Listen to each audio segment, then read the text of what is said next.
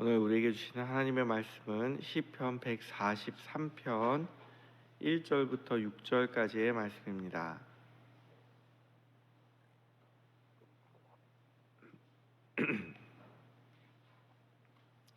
한 절씩 교독하시고 6절은 같이 읽겠습니다.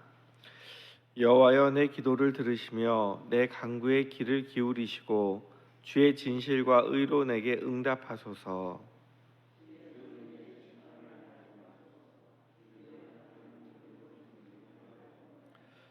원수가 내 영혼을 핍박하며 내 생명을 땅에 엎어서 나로 죽은 지 오랜 자 같이 나를 암흑 속에 두었나이다.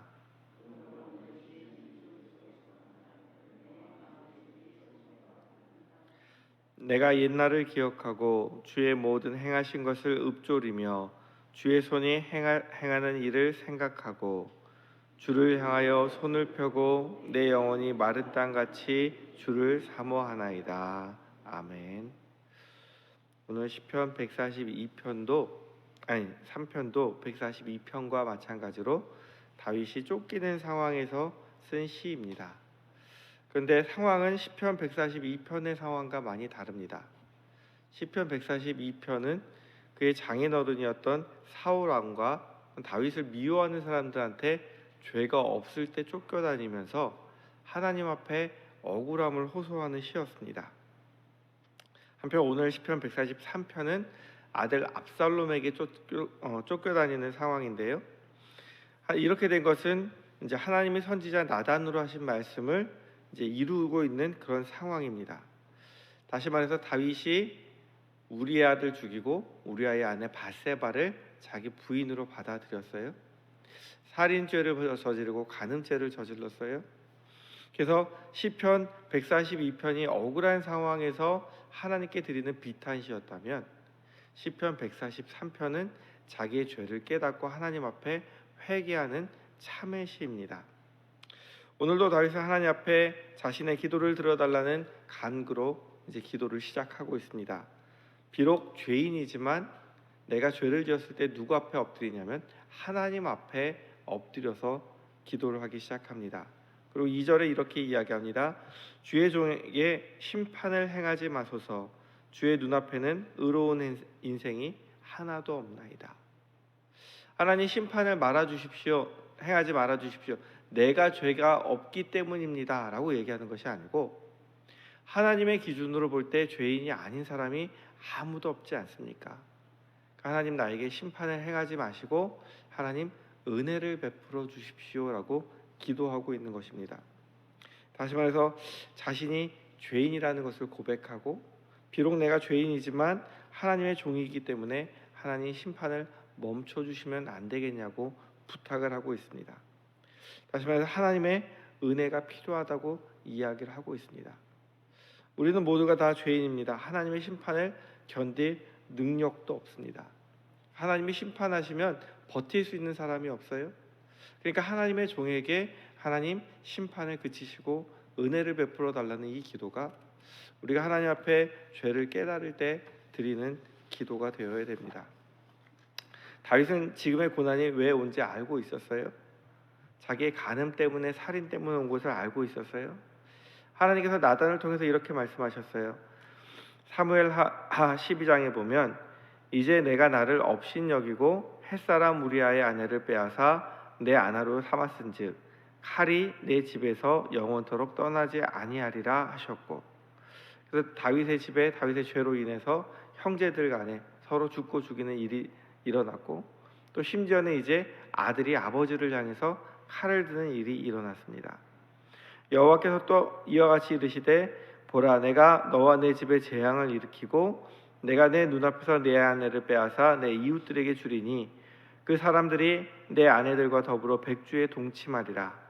너는 은밀히 행하였으나 나는 온 이스라엘 앞에서 백주의 이 일을 행하리라. 참 무서운 말씀이죠. 다윗은 간음을 남들이 보이지 않는 곳에서 했어요. 근데 다윗이 쫓겨나면서 보니까 자기 아들 압살롬이 자기의 첩들과 동침했다는 이야기가 들리는 거예요. 그 이야기를 들었을 때 다윗은 이것이 하나님으로부터 온 재앙이구나, 나의 죄 때문에 일어난 것이구나, 이것을 깨달았습니다. 그래서 하나님 앞에 다시 한번 간절히 구하고 있는 겁니다. 하나님으로부터 임한 심판이기 때문에 하나님께서 은혜를 베풀어 주시지 않으면 끝나지 않을 그런 심판이었기 때문에. 그래서 3절에 이렇게 고백합니다. 원수가 내 영혼을 핍박하며 내 생명을 땅에서 엎어서 나로 죽은 지 오랜 자 같이 나를 암흑 속에 두었나이다. 여기서 원수가 누굴까요? 압살롬일까요? 압살롬의 편을 들어서 다윗을 죽이려고 하는 사람들일까요? 여기서 원수는 사탄입니다. 우리의 죄의 문제와 죄책감으로 우리를 공격합니다. 의로우신 하나님 앞에서 너는 설 수 없는 죄인이야. 그리고 그를 계속해서 죄책감으로 고백하면서 하나님의 은혜에서 떠나게 하려고 하고 있습니다. 아마 사탄은 다윗을 찾아와 이렇게 말하지 않았을까요? 너가 하나님 마음에 합한 사람인 줄 알았지? 너가 하나님을 잘 섬기고 하나님께 많은 것을 드렸으니 죄가 없는 줄 알았지?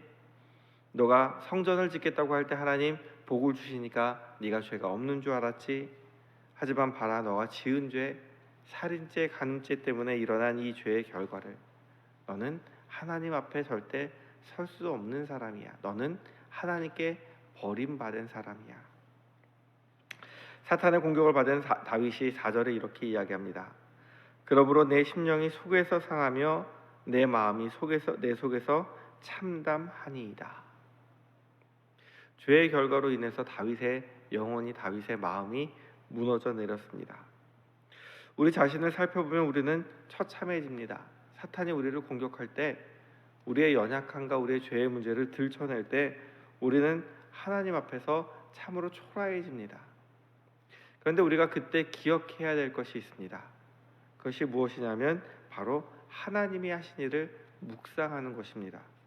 하나님이 우리를 얼마나 사랑하셨는지, 우리를 얻기 위해서 예수 그리스도를 통해서 얼마나 큰 대가를 치르셨는지, 하나님께서 또한 나를 지금도 얼마나 사랑하고 있는지를 과거에 하나님께서 나에게 베풀어 주신 은혜를 기억할 때, 묵상할 때 우리가 깨닫게 됩니다. 그래서 다윗이 5절에 이렇게 이야기합니다. 내가 옛날 일을 기억하고 또한 주의 모든 행하신 것을 읊조리며, 읊조린다는 뜻은 묵상한다는 뜻이에요.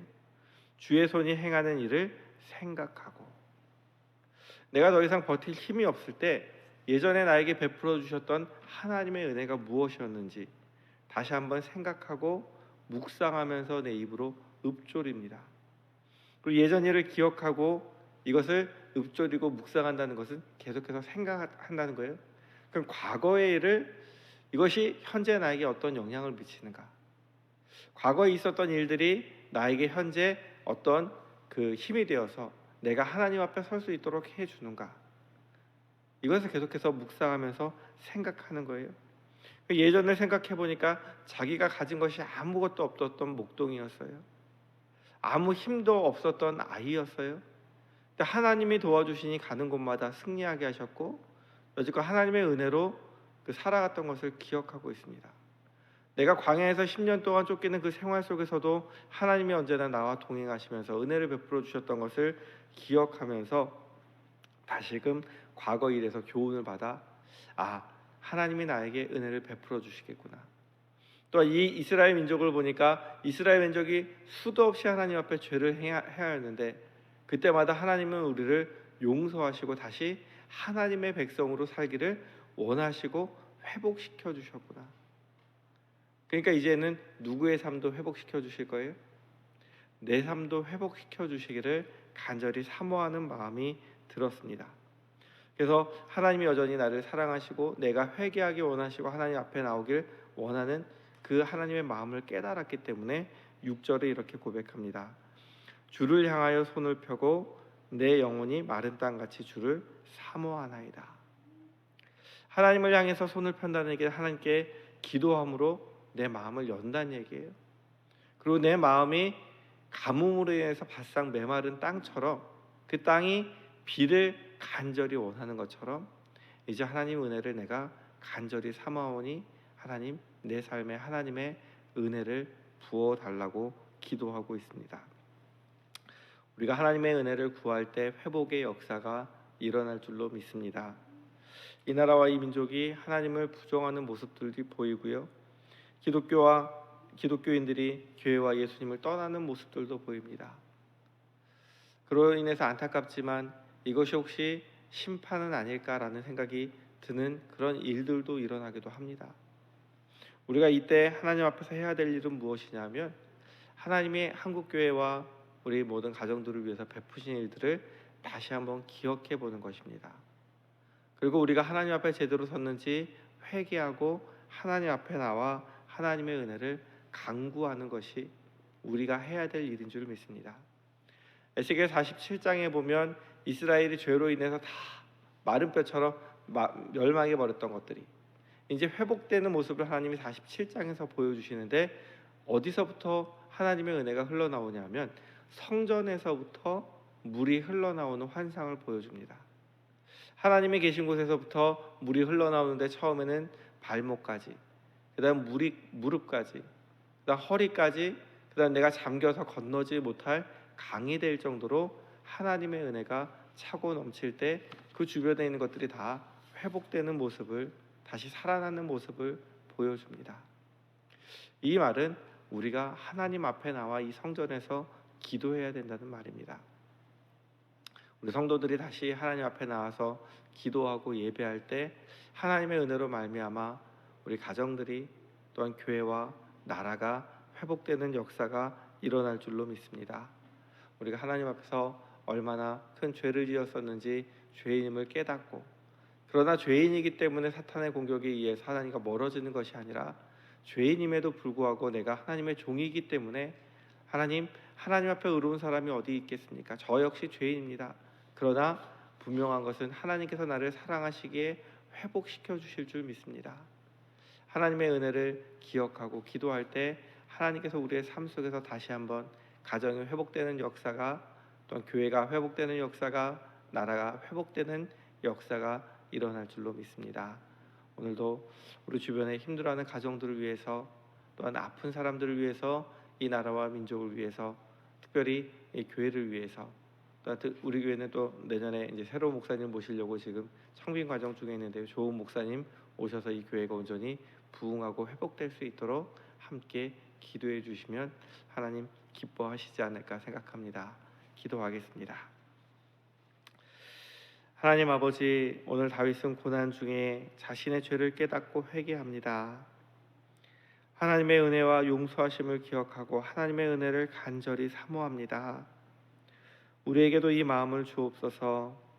죄 앞에서 철저히 회개하게 하시고 무너진 가정과 교회와 나라를 위하여 기도하며 우리의 삶 속에서 하나님의 놀라운 은혜의 역사가 일어나길 간절히 사모하며 하나님이 이뤄주실 큰 일을 다시 바라보며 기뻐할 수 있도록 하나님 도와주옵소서.